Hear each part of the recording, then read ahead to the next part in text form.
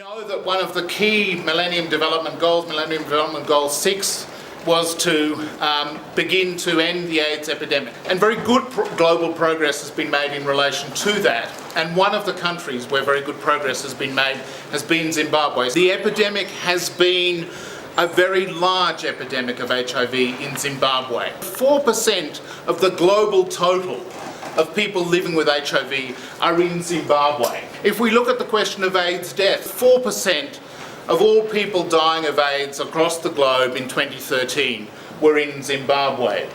Then if we look at the proportion of new infections, here we start getting the sort of slightly better story. Zimbabwe contributed 3% of the total of global new infections with HIV during the course of 2013. The epidemic really peaked in Zimbabwe in the middle of the 1990s. So this is an estimate of incidence in Zimbabwe, which rose to extremely high levels in the mid-1990s. And what's important is that it's come down very substantially since then.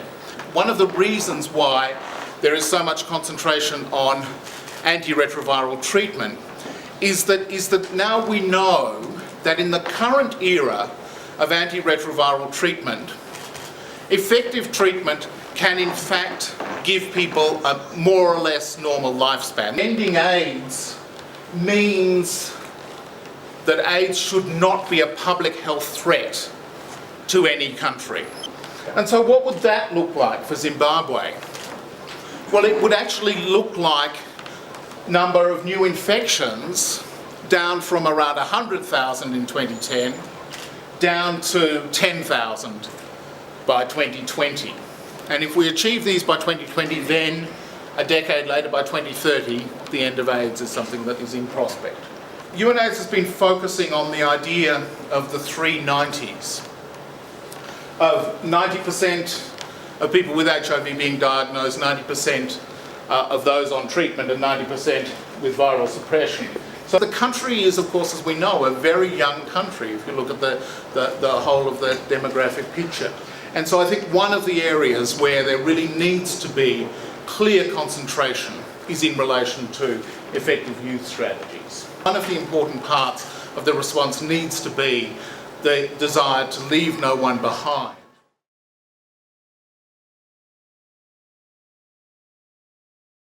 What is the youth strategy, considering that your main fight is against the internet, social media and so forth, which are pushing the youth at a very young age to indulge in sexual activity?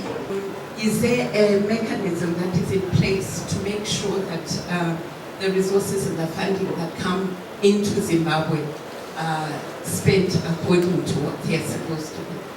One of the reasons that Zimbabwe has had the success that it has had is that it's never found itself flooded with money for HIV in a way that some other countries have. And paradoxically, that has meant that the response has been much better coordinated and much better prioritised in Zimbabwe than it has in some other countries.